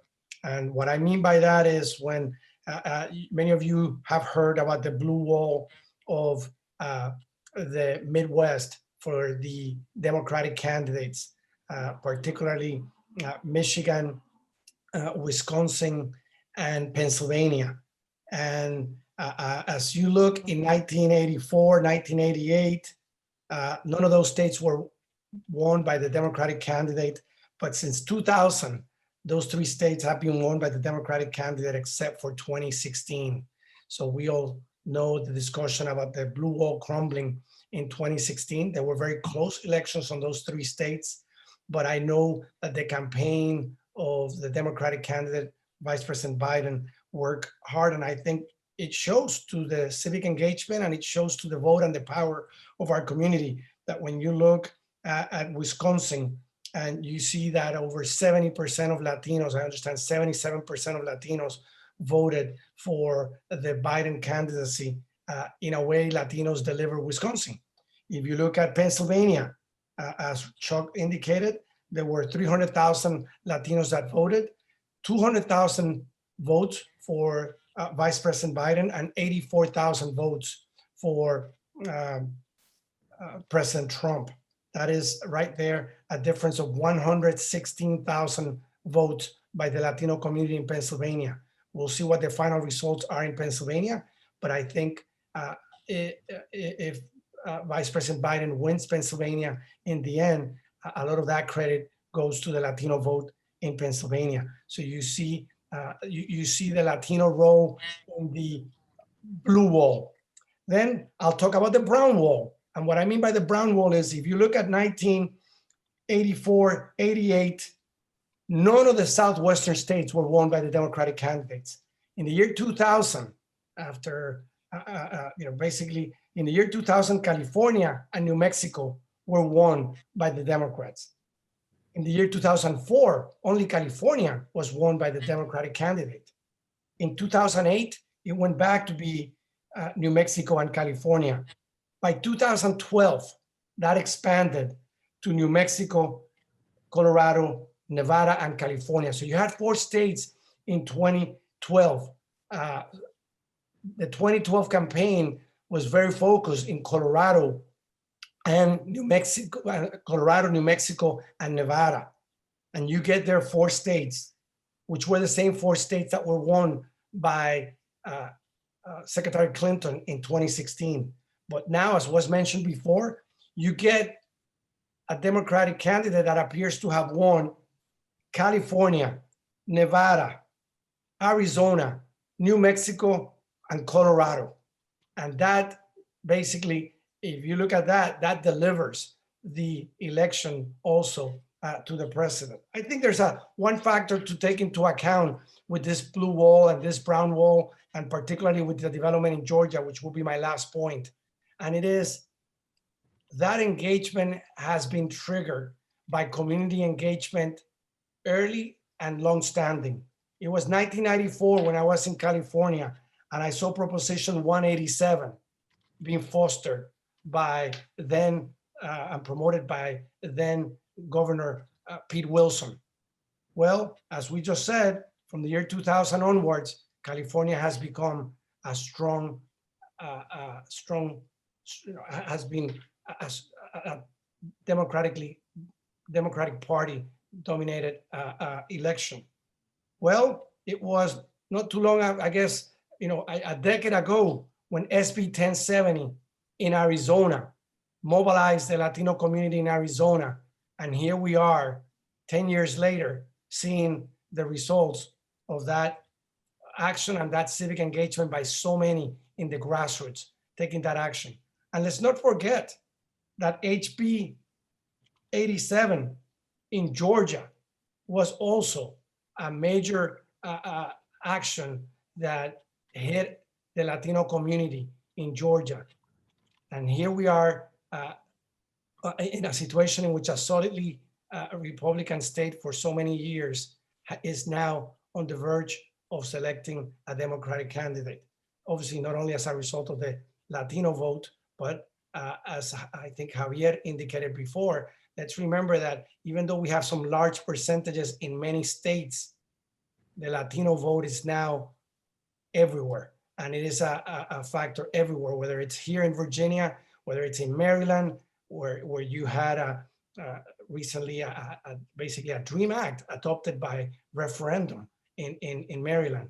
It shows the power of our community and the power of that vote. So in closing, I would say that our community is showing its strength, whether it is, and by the way, this is, I think that the Republican Party and the Trump campaign, whether you're talking about South Florida or the rest, they have also, they showed an engagement and an interest with our community that recognize the power. I know it's not to the level that it should be. And I many others before me have spoken about, we don't want to be ignored. And we've heard this conversation before, but I do want to celebrate the power of our community in so many ways, because whether it's in Florida, where our community played a big factor, or the other states that I just mentioned, the Latino Vote and the Latino Civic Engagement has been a major factor. And I do agree that the genie is out of the bottle. For some of us, it was before, but I think my result and my readout, Tony, as I finish is we're not going to be, we cannot be ignored anymore. We're at the center, whether it is what Javier and the campaign did with the Puerto Rican engagement. As a Puerto Rican myself, I can tell you this cycle was exponentially more active and focused on the Puerto Rican vote than any cycle before. And I think it shows the power of our overall community. And I commend the Hispanic Heritage Foundation for your great work with civic engagement and ensuring that our community comes out and vote. And I think este es nuestro momento. Así que adelante. Felicidades, Tony. Thank you, Jaime. Just important to vote. I honestly, our community has to be represented on both sides of the aisle. It's just important that we have representation. So we have 3 more to go. And next up is Jolie Abreu of Washington, D.C., who is a social media marketing consultant and educator at Hype Her Digital. I love hearing from people that understand the power of social media. So Jolie. Hey everyone, first off, I want to say thank you to everyone who's attending and also to the Hispanic Heritage Foundation for inviting me into this conversation. So I work as an educator and I do digital media marketing simultaneously. So I basically work around the clock and don't get a lot of sleep. But I definitely use a lot of the strategies that Carolina and Adriana had mentioned at the beginning. And I think that one thing we have to remember is that an empty cup cannot fill another.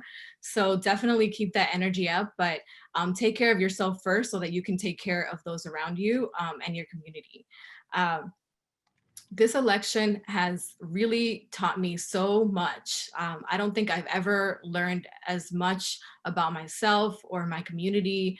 And I think that working as an educator, one thing I've seen over the past 10 years is that in the communities that I've worked in have always been low-income communities. And I think that one of the things that I've seen is that when you're constantly being indoctrinated and being told, and you're being told that there aren't enough resources for you, that your opinion really doesn't matter, that you don't matter as a child, as a student, and that's ingrained in your brain. I think that we tend to grow up and have that same mentality, which is why when I turn around and I see in the arenas that I'm in, even in this space in DC, there's so few of us. And one of the reasons is because I think it starts with education. And Dolores Huerta said it in one of the events that I've been to.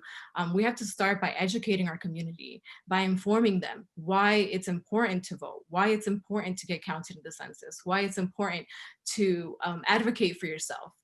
And I think that when we look around and we see that right now we're all kind of discovering at the same time, non-Latinos and Latinos, that we are important. And I think that for the first time, I see social media and digital media as such a tool for us to educate our community, to educate ourselves, but also to really get involved and really hyper target and hyper involve our different communities, because we are not the same. We all come from different cultures, from different backgrounds. And I think that's something that we all also need to realize in the space of in the space of advocating and activism. We also need to realize that too. One of the reasons why I work with organizations like Poder Latinx and Corazon Latino is because they have these group organizers in different states that really get down to the community, to the smallest groups. And we get involved with these communities and these members. We get them invested in the tasks and the initiatives that we're doing, and they take ownership of this. And then it turns into something so beautiful and so wonderful to see. And I think that's one of the things that I've realized throughout this election is that we really need to get down to the nitty-gritty of what our community needs and really target these members of the communities that are already leaders in their own right and in their own small groups, and kind of involve them and target them and have them be the ones to spread the messages in their community, rather than trying to go in and share a message that doesn't resonate with the community that we're trying to speak to. One of the things that I really loved about working with Poder Latinx during this election was that we actually targeted and worked with community members in Orlando and in Florida to create a campaign that worked with the Puerto Rican community. So the name of the campaign is called La Borinqueña, and it was voiced by Rosario Dawson. So it was a really cool activity to do, to see that we were able to use a campaign and involve the community in Florida, and then turn around and create a campaign that involved different community members in Arizona and Georgia through campaigns that were resonating with the community. And I think that's one of the great things that I really loved about being involved in this election and seeing kind of in person. And another thing that I wanted to touch on before, because I know that I have a little time left, is just being able to take care of yourself during this time. So I feel like we're constantly going and going and going. And even as activists and being involved in this field, we don't realize that we end up getting drained, and then you kind of like end up not having as much energy and as much fire. And I think that when you're taking it slower and you're kind of making everyone own the initiatives that you're doing and get everyone involved. Like for me personally, I spend the day basically texting like my family members, like make sure to go outside, get some air, make sure that you're voting. And then they get involved and they get excited to see me do something, and they take ownership of this, and then they're involving their friends too. So I think that when we start this domino effect, it's just so helpful for us. And I think going back to that is like, make sure that you are educating your circle first. You know, like we can't all save the world, but we can all save our own worlds. We can all change our own worlds. And I think that it starts with that. And that's honestly one of the greatest things that I can impart on anyone, even my students. It's like, we always start by talking about how you can impact your own family, your own nucleus, your own circle, to get them educated, to share information that's going to help them. And then in turn, they turn around and help another person. And I think that when we continue to help each other and help our circles out as a community and together, that we will see more of us at all the tables, not just in the political fields, also in the music business, in entertainment, in any field that we're in. I think that we need to realize that we have so much more power, and we as a community need to turn around and continue to empower the people around us. Like when you make it somewhere, Right. turn around and grab the other person. So that's it. Thank you so much. I really appreciate it. That's a great perspective. And we have 2 more to go. And closing it out is going to be Virginia Case. But before we get to Virginia, I'm going to go to my hermanito Carlos Zavala, who's representing Bolivia and Washington, D.C. He's a senior associate at Whiteboard Advisors, who's going to be asking the question, ahora qué? Carlos. Thank you so much, Tony, the Hispanic Heritage Foundation, for once again putting together a charla when we need it the most, something that they have proven to do throughout all of 2020, and just get us all together when these, moments in really history are being defined. In terms of the ahora que, I mean, as of right now, depending on who you follow and what sources of information you're doing, we're really looking at a different type of administration coming in. And one of the things for the Latino community, we've been sort of in the whole, focus of it for the last couple of days. And what I think our ahora que is accountability. We need to make sure that as a community, we start making, are aware of the, of the things we need to hold all of our elected officials accountable for. That being said, there are various issues in the community that are only growing. We have Latino homelessness is a huge crisis all over California and across other states. We're having Latino students not having the adequate resources and tools to do distance learning. From there, the scariest of all, we're, unemployment and displaced workers in the Latino community. We need better education and training programs created by state governments and the federal government to, make sure that automation, especially something that we've seen only grow through COVID-19, be, addressed, because the Latino community is actually one of the most disproportionately affected by automation, meaning Latinos will start losing their jobs.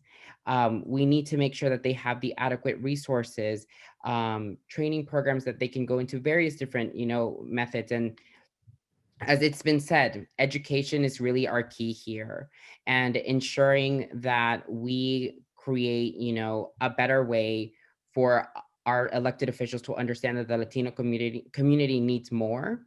But then it goes into sort of something else that was being talked about in the beginning, and how do we educate within our community? One of the other big things that we've discussed is sort of like misinformation that's been spread through all, pretty much in key states, to Black and Latino voters, to scare them, to disinform them of different things, right? So it's like, if you all have probably seen it, the pictures of Joe Biden with Fidel Castro, the fake photo that was circulated all over the internet, over millions of viewers. But this is, one of the things that we need to make sure that we talk within our community and sort of teach the older generation, as well as the younger one, how to really assess news sources, and how to really start asking questions and have discourse rather than just believing social media. But as well, once again, holding our elected officials to making sure that we're represented in Congress, and that these sort of campaigns and disinformation campaigns are addressed when they're, talking to tech CEOs all across. But again, Tony, thank you so much. Just my big key takeaway is, please make sure hold each other accountable, hold those elected accountable, because only through there will, us as a Latino community will be able to prosper and finally show the real power that we have in this country. Absolutely. We have to hold everybody accountable, no matter where your political leanings are. Everybody has to be held accountable in terms of what we need. Thank you very much, Carlos. So closing us out, and this is exactly who you want as your closer. Virginia Case is out of Washington, D.C. She is the CEO of the League of Women Voters, which turned 100 this election cycle. She is an absolute force of nature, someone that I greatly admire and count on, and she will close us out with the appropriate topic of what to expect next. Virginia. Thank you, Tony. Thank you so much. So first of all, I just want to say, I am so overjoyed that this community exists. It's just so amazing that you have created this space. And so thank you once again. So what I want to say is just bring us to where we are today. And we've gone through, and everybody has talked really eloquently about all of the challenges and issues that we face through this election cycle. But I just want to take in for a moment. Think about it. 150 million people voted. It has been not since 1908 that we have seen this type of voter turnout. And so we can't talk about Latino voter turnout or any other groups turnout without just recognizing the fact that it was massive this year. And I want to piggyback on what we just heard from the last speaker about mis and disinformation. The disinformation campaigns that we heard were so real, intentional, to ensure that Latino voters would not show up at the polls. We spent hundreds of thousands of dollars, which is a drop in the bucket, on trying to make sure that we had digital ad campaigns and social media campaigns, because we're a nonpartisan organization that we're informing and educating voters, especially Latino voters. So we made a concerted effort, just hundreds of thousands of dollars, just in Spanish, to make sure, through a voter education website that we have called vote411.org. And we partner with Naleo on that for all of the Spanish language content, to make sure that people had the information they needed to be able to find out about their candidates and the issues in their language, both in English and in Spanish. And we hope to expand that one day. But the amount of money we had to spend on combating disinformation. And I think why it's important right now, and when I talk about what's next, is that it is still happening. There was a report in the New York Times that just came out that talked about how Twitter, Facebook, WhatsApp, YouTube did not invest in combating disinformation to the Latino community.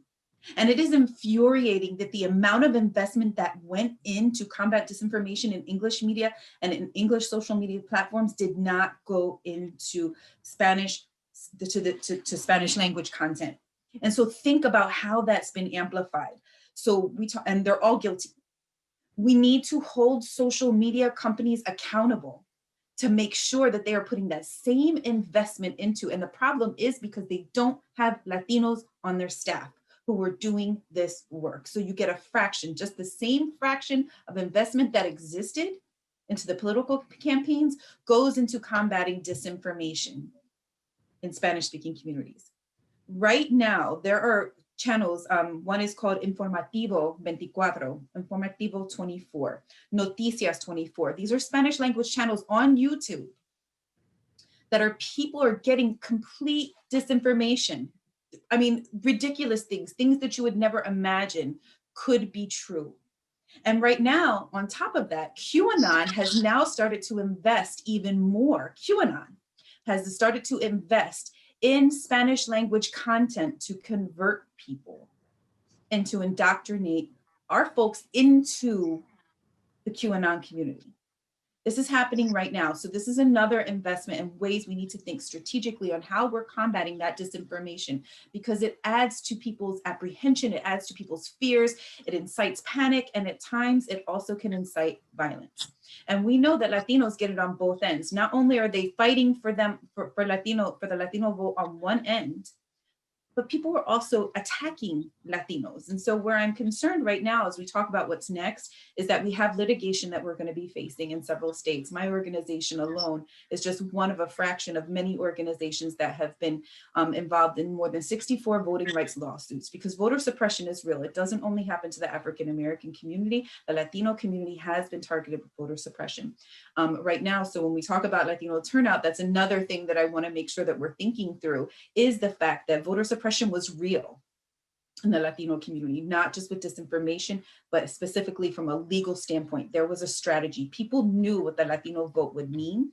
And so there was the real attempts to block Latinos from voting. So we engaged in 64 voting rights lawsuits around the country this year. But what we're going to see now is we'll potentially see more litigation.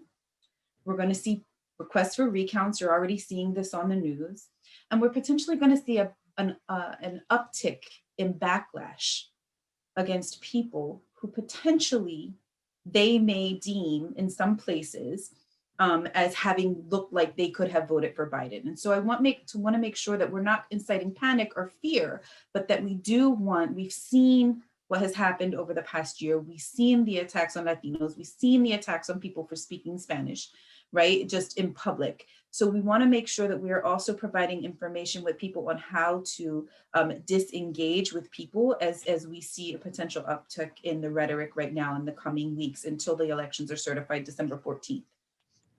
And then I just want to say, I don't want to be Debbie Downer and I don't want to make it to be fearful, but I want us to be aware of where we are in this moment and that we need to keep ensuring that we are educating the community one by one on what their rights are, because this election, although it's over, it's not over.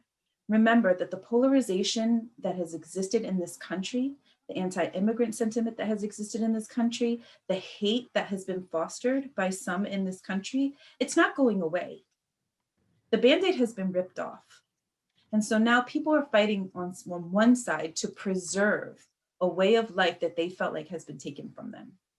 And so it is our job to stand in our power, to call out injustice when we see it, to make sure that we are making sure that there are policies in place that lift up Latino voices to be able to stand in their power now and today and tomorrow. So what does that mean? For me, it means that we need to start preparing people to run for office. There are thousands and thousands of offices that remain unchallenged, seats that remain unchallenged in local races. How you really build power? Get Latinos into office in local races. Build power at the local level. Help our fellow Latinos run for office, Because once you have that power and you know how to create laws, when you're legislating, when you're doing all of these things, it builds little by little by little by little by little.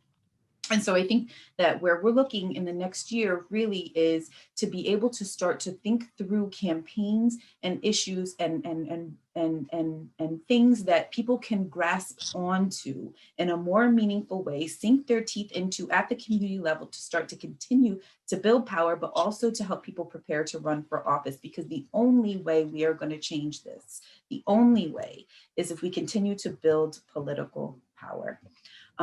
And I'm confident with the people on this call and the people that we, and all of us doing our part, that we will be able to do that.